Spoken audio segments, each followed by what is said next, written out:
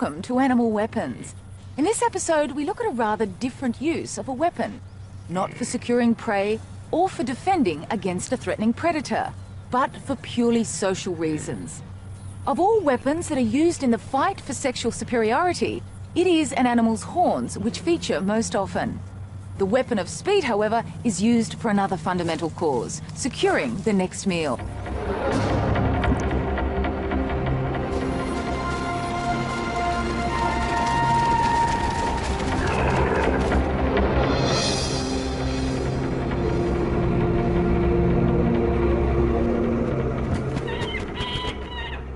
Well, of all creatures that use speed as a weapon, the peregrine falcon is the supreme master.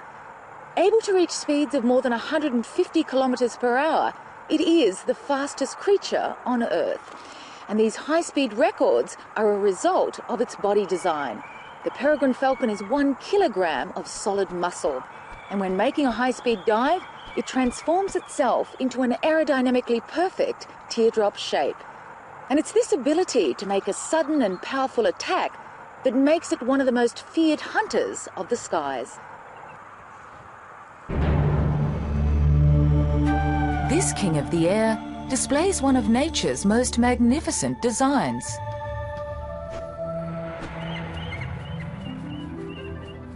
It has the precision flying capability of a stealth bomber, the acceleration potential of a jet fighter,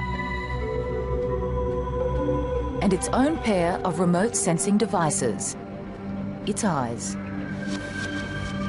It is a living missile. Speed and precision enable a rapid descent on its target, but not without risk. Trees are a dangerous obstacle for this high-speed hunter. An accident would be fatal. For its prey, the cover provides the only safe refuge. To increase its chances of success, the peregrine hunts in open areas, ideally farmlands where native birds have become outnumbered by introduced species like the pigeon. In fact, pigeons have become its most important prey the world over. Pigeons are not easy pickings. They too are swift on the wing. In level flight, a pigeon can outrace a peregrine. But the peregrine's competitive advantage is the use of gravity. Making a vertical ascent is energy-consuming, but the peregrine has stamina as well as strength. It's from up here, a mile in the sky, that the peregrine's weapon is able to reach its full potential. With a meal in its sight, the peregrine transforms from a surveillance glider into a plummeting missile.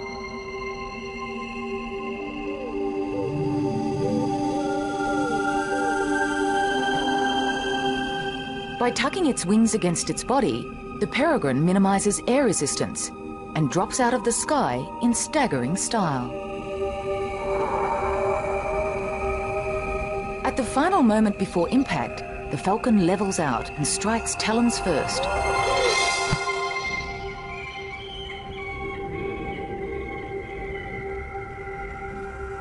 So great is the impact that the peregrine too would be injured were it not for the extraordinary accuracy of its strike.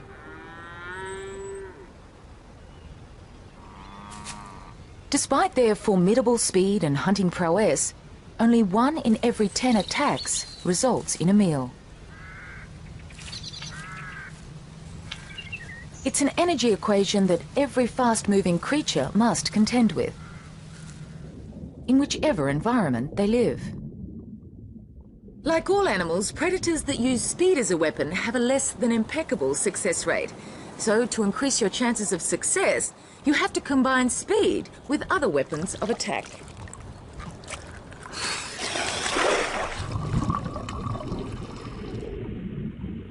The stonefish doesn't look fast. It is one of the least streamlined of all fish. In fact, it rarely swims at all. A sleek body has been substituted by one corrugated and encrusted with algae. Disguised as a rock in the rubble of the ocean floor, it uses camouflage as its preliminary weapon. When suitable prey is within striking distance, it puts its conserved energy into one startling burst of speed.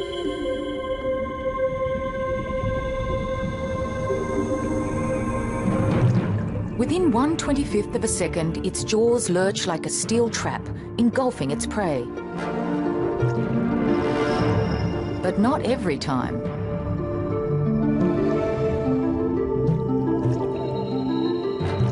While not every strike is on target, the energy lost is less than that expended in a high-speed chase.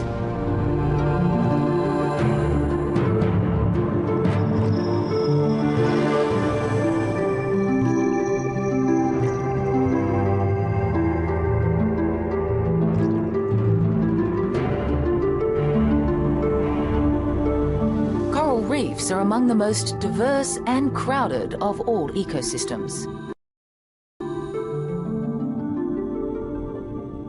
It's here that you find an extraordinary array of weapons, each designed to compete successfully for a common food source and for highly sought-after available space. These coral reef shallows on the Great Barrier Reef are home to a killer that strikes with remarkable speed. Distantly related to the prawns and crabs, there are more than 400 species found the world over. With eyes more sophisticated than our own, and with a claw modified to become a high-speed hammer, it is the remarkable stomatopod or mantis shrimp. They are exceptional hunters, with forelimbs developed into highly specialised weapons to smash or spear their victims. While this spearer may have one of the sharpest claws in the ocean, it is its relative, the smasher, which can lay claim to the fastest claw on the reef. This action has been slowed down 125 times so that it can be seen. The smasher's claws function as high-speed hammers, cracking tough crab shells, opening up a food source that would otherwise be inaccessible. They live in natural crevices within the coral, from where they can see all. Each eye contains up to 10,000 separate lenses and perceives 3 images. Together, they see the world from 6 different perspectives, allowing them to pinpoint a moving target with military precision. But without a cavity, a stomatopod has little chance of survival. And so owners fiercely defend their hideouts against intruders. Despite this fierce competition, they modify their deadly blows to be merely deterrents and not fatal to their own kind. However, for securing prey, the stomatopod's weapon is used to its full potential.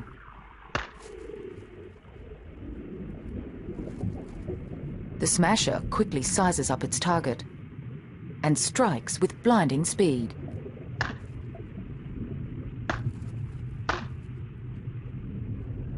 In less than 8 milliseconds, with a velocity of more than 1,000 centimeters per second, this creature's weapon packs a punch close to that of a small caliber bullet, making it one of the fastest movements known in the animal kingdom.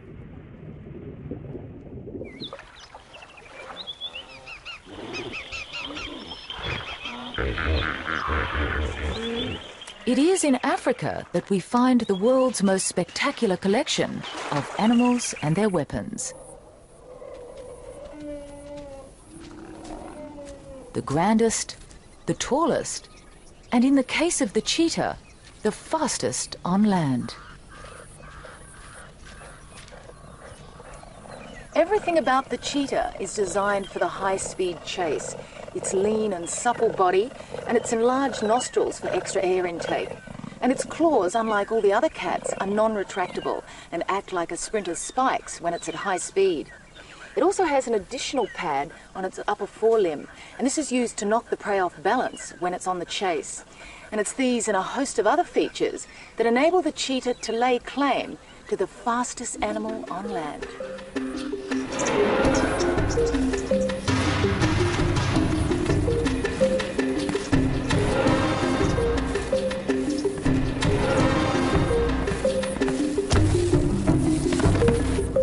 But speed is a weapon that comes at a price. In becoming a speed specialist, the cheetah has sacrificed the weight and power of the other big cats. Here in Africa's Masai Mara, cheetah are among the most vulnerable animals on the plain.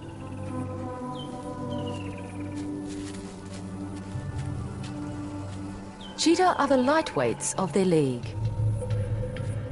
They are only 1/3 the weight of a lion and easily overwhelmed by these super predators. Lions will kill cheetah whenever possible.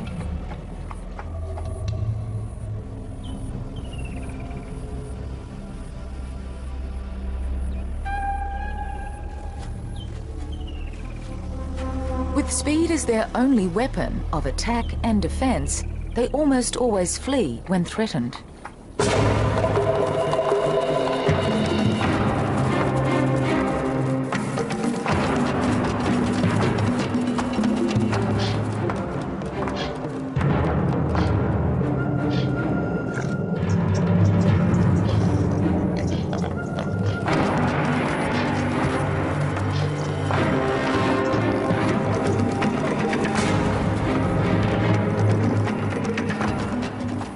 Cheetah are not even able to defend their young.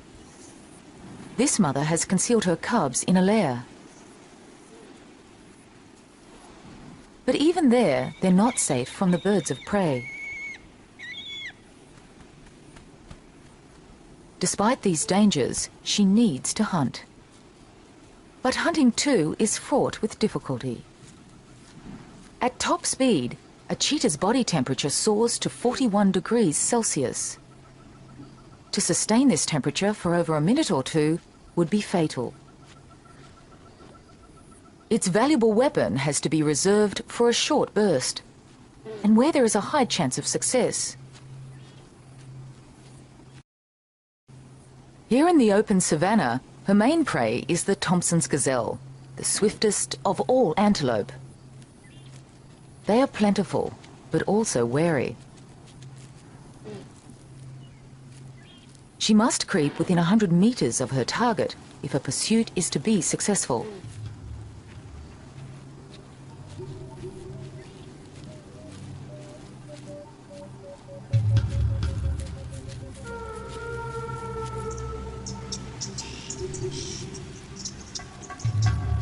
It may take hours.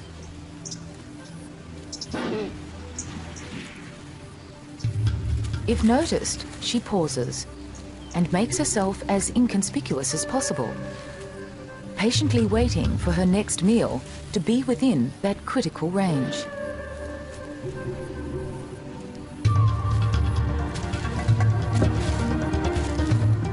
Within 3 seconds, a cheetah can reach a staggering 72 kilometers per hour.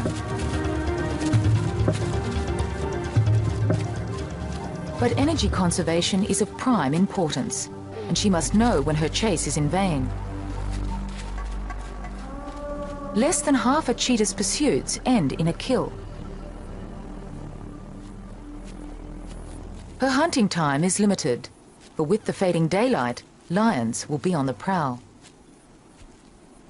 Unsuccessful, she heads back to her cubs.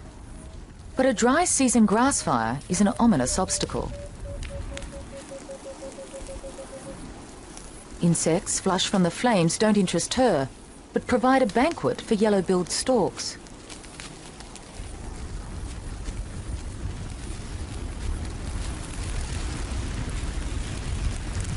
While the inferno complements the weapons of some, for her, it spells defeat.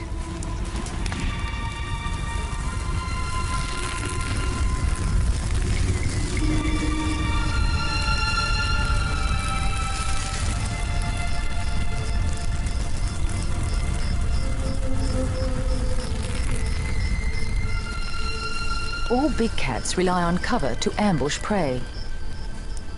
Without it, they can't get close enough to mount a surprise attack. Unable to reach her lair, she waits until morning. The next day, marabou storks search for burnt lizards and insects. The scorched earth reveals all. The mother returns to her lair to suckle her young, only to find it already occupied. The fire has exposed its location. She waits instinctively, hoping to find her cubs. But the limitations of her weapon have also been exposed. Without a weapon to defend suckling cubs, cheetahs lose most of them to predators, especially lion. Her instinct to reunite with her litter overrides her own sense of safety.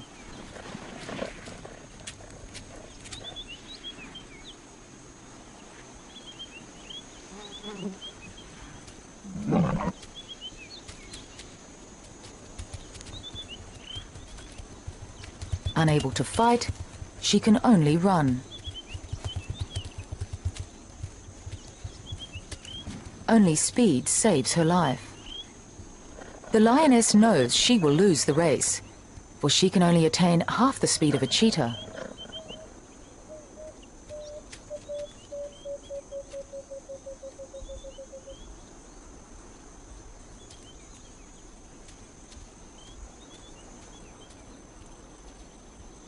In the battle for hunting supremacy, the cheetah's weapon breaks all land speed records.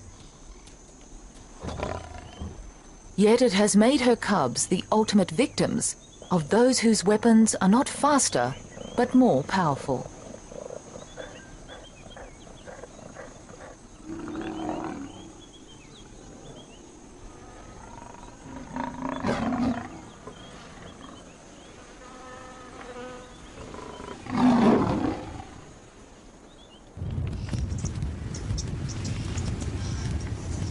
Of all animal weapons, horns are among those that seem most obviously developed for attack and defense. Nowhere else on Earth parades such a battalion of horns as the East African savanna.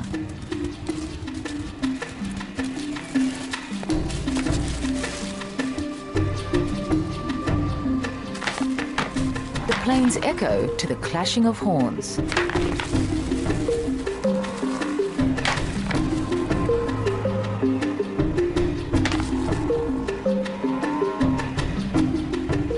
Most horns are permanent fixtures with a bony core and a coating of keratin, the same substance that claws, hair and hooves are made of. They are firmly attached to the skull and if snapped at the base will not regrow. But there are exceptions. Well, of all animal horns, those of the rhino are probably the most unusual. Firstly, rather than being positioned on the crown of the head, they're right on the nose. And secondly, they're made of compacted hair bound together.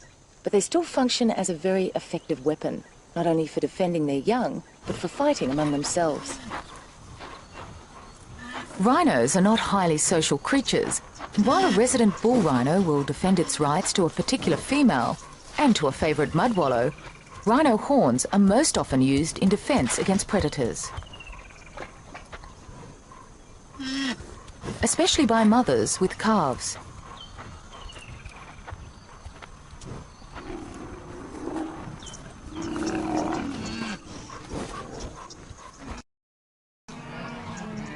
Unlike the rhino, most horned mammals live in the safety of large herds. And surprisingly, the weapons are not used primarily against predators. Their defence is their collective alarm system of many eyes and ears, and the confusing target they present to a stalking lion. Perhaps the only herd animal that poses any real threat to such a predator is the buffalo. The grazing animals of the world have a bewildering array of horns, and perhaps none so epitomises the horn of Africa than that of the buffalo. This is a big old male, and in the case of the males, their horns are used not only for defence against lions, but in challenging other males for the right for sexual supremacy. In fact, these battles for territory and for mating rights are the main reason why horns exist at all. Horns are put to use in a fundamental cause. They are the weapons used by males in the fight for mating rights. And at no time are they so spectacularly employed as during the breeding season. Battles like this are repeated year in and year out. Known as rutting, these rituals are prompted by a surge in hormone levels that are governed by day length.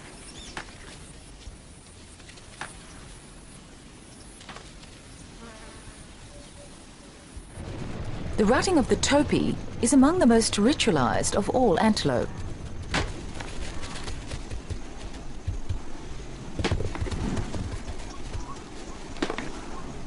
In serious challenges where males are evenly matched, the animals drop to their knees and horns interlock.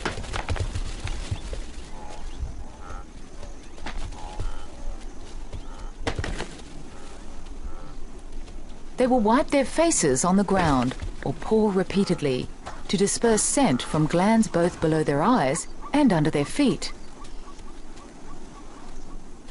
The contest ends as suddenly as it began, but will be performed throughout the season until a victor is decided. Topee live in mixed female and male herds where both sexes bear horns. In impala, it is only the male which bears horns and maintains an established territory. He must wait for migrating females to pass through his patch. These adult females are in estrus, and the male tests their reproductive readiness.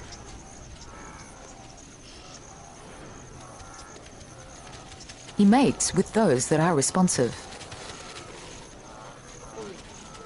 He is the dominant male and spends at least 25% of his time rounding up and mating with females. Not only does he need to keep females within his territory, he must also keep other males out, leaving him little time to rest or feed. Even recently weaned males are seen off, sometimes in a spectacular fashion, which displays the victor's strength and virility.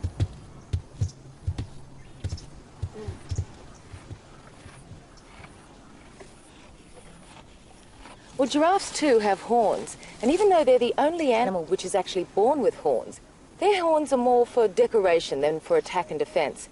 Because when it comes to fighting, giraffes really use their heads. While the horns of the giraffe are reduced and not a prominent weapon, their long muscular necks are an effective substitute.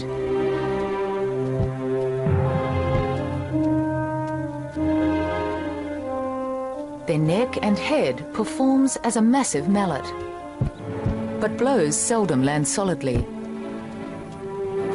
These young males do their best to avoid being hit by the other.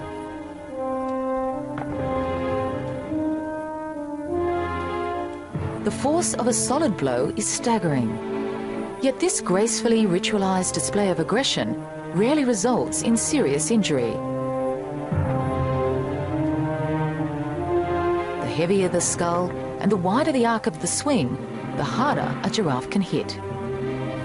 Hence the advantage of size, height and weight, the key factors that will determine which male wins dominance and the right to mate with the females. The giraffe and antelope live among some of the most efficient predators on the planet. Yet their weapons are not designed entirely for their own protection or to secure their own food. It is the individual's contest to continue his lineage that determines the size, shape and function of his weaponry.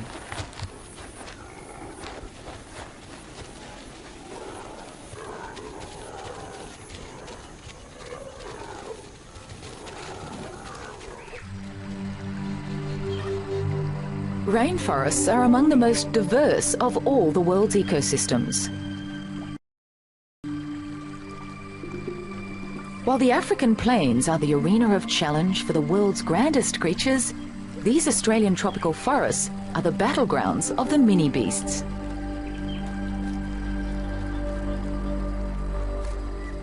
Here in the lush undergrowth, bizarre creatures engage in power struggles.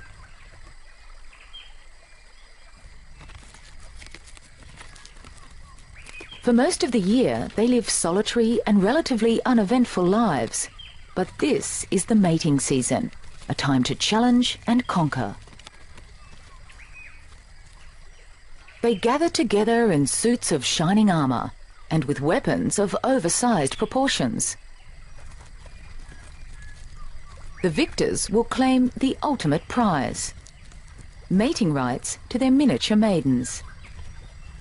Male stag beetles are armed with horn-like projections, which are actually extensions of their mouth parts. Females are smaller and without horns.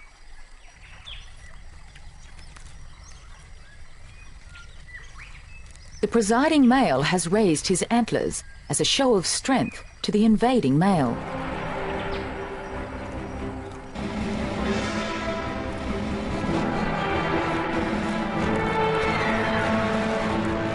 Their weapons are used as levers to flip their opponents off balance.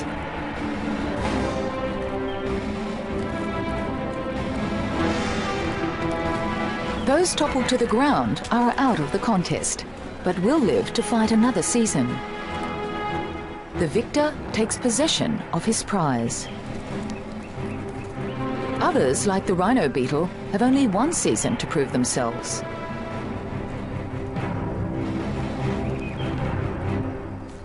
Well, like all insects, the rhinoceros beetle develops through different life stages until it becomes a fully formed adult. In fact, it spends more of its life like this as a grub than it does like this as an adult. As a grub, it feeds on rotting logs and leaf litter, and it's the availability of this food source which determines how big its body and horns will be when it emerges as an adult. When food is plentiful, their larval development is extended, resulting in larger horn and body size. Victory will be governed by their fortunes as a grub.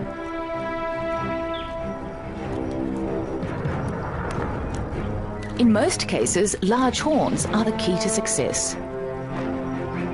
They are able to lift 850 times their own weight.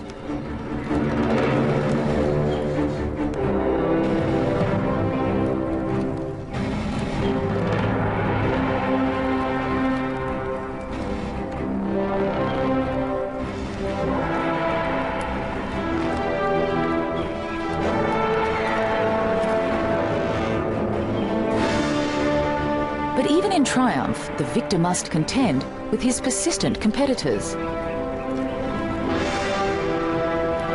Even as his paternity hangs in the balance. While the rhino beetles fight it out among themselves, another horned insect waits in hiding for a particular tree to fall before its battles can begin.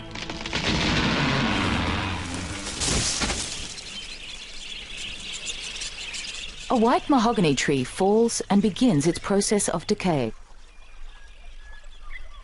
It exudes an odour that acts like a magnet for a rare and elusive little insect. For the antlered fly, it signals a potential egg-laying site for the female of their species.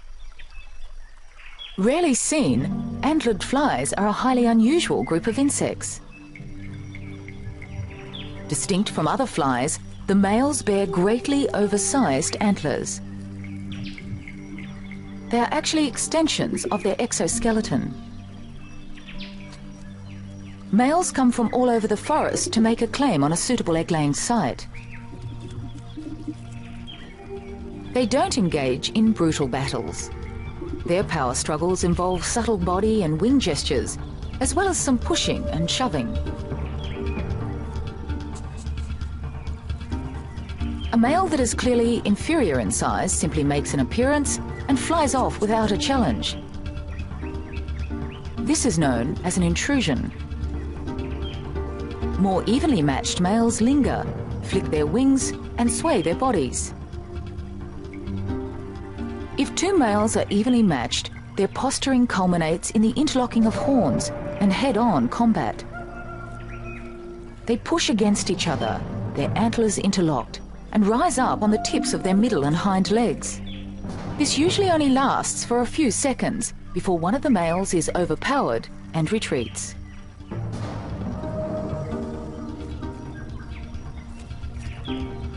They may engage in a few of these battles before a winner is decided.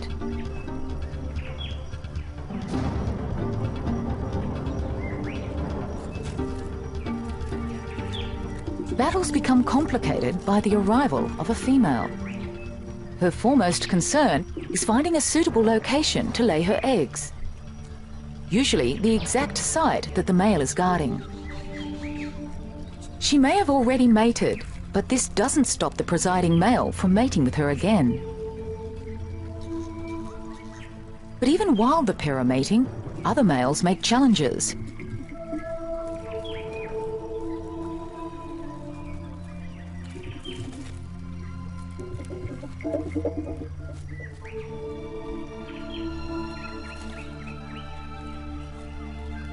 Even after they've mated, the male stays astride the female, ensuring no other males have access.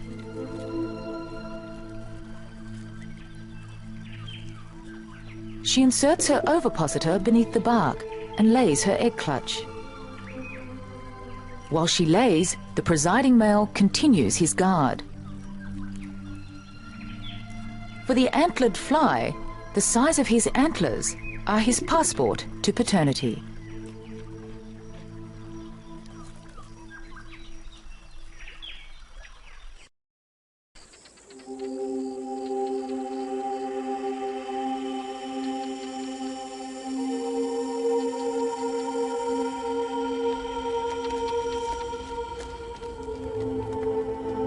This is the eastern escarpment of Israel's Judean desert, the lowest point on land. And like any desert, it appears lifeless, but looks can be deceiving. For this is one of the favourite haunts of a wild species of goat known as the ibex. And if you happen to be here at the right time of year and the right time of day, you may be lucky enough to witness one of the spectacular displays of male rivalry.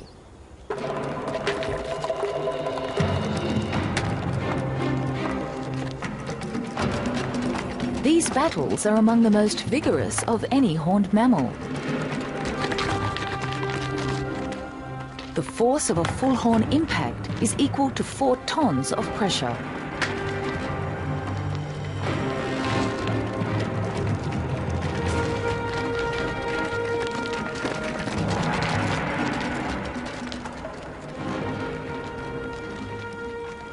These old males are over 6 years of age and have the largest horns of the herd. Facing backwards, their horns are clearly not used against predators. Their defense is their extraordinary agility. When threatened, they can escape into rugged and inaccessible terrain. Their sponge-like hooves are able to grip rocks, where a single slip could mean death or severe injury.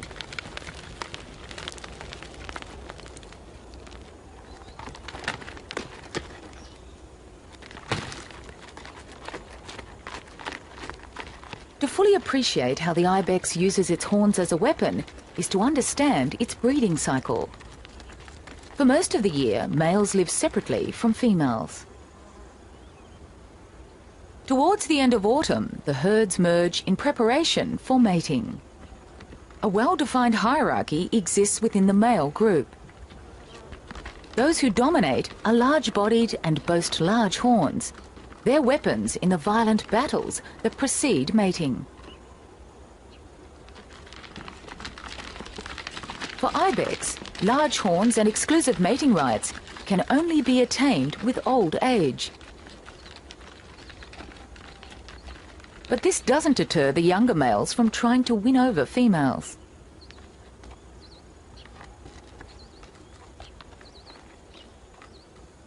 With necks lowered and tongues outstretched, they test the reproductive readiness of the females by tasting airborne hormonal levels. Females prefer to mate with old males and will ignore the approaches of those that are unsuitable.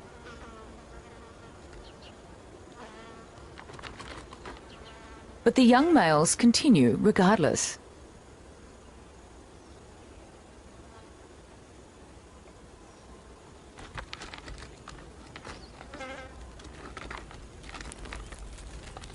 While ibex horns grow throughout life, they slow their growth on maturity and stop growing altogether in the breeding season. This may be because males expend a lot of energy and eat little, or perhaps it's a result of changing hormonal levels.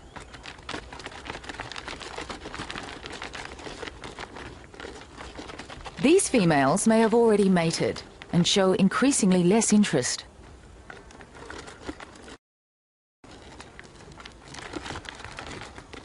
By the end of the rut, the males regroup and recover from the exhausting 6-week rutting and mating period.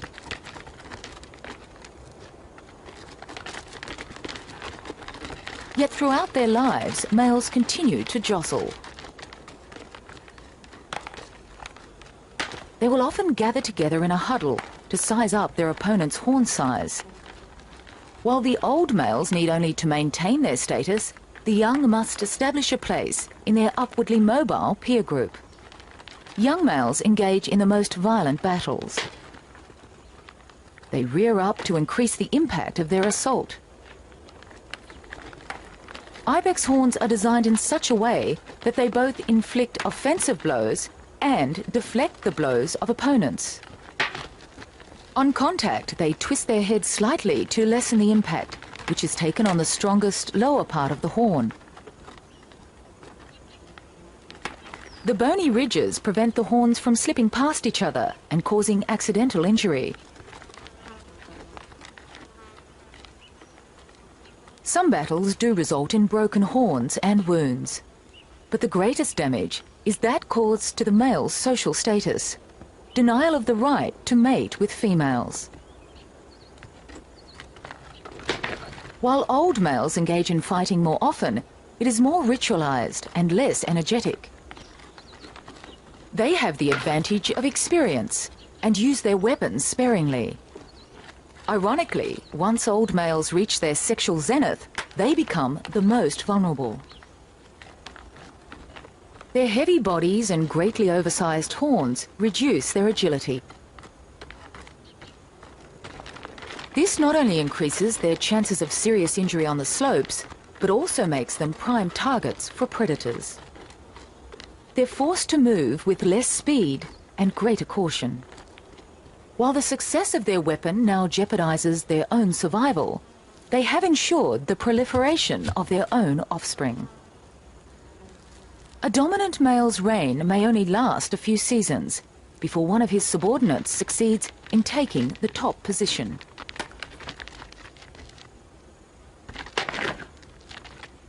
Such is the price of a weapon that serves only a social function.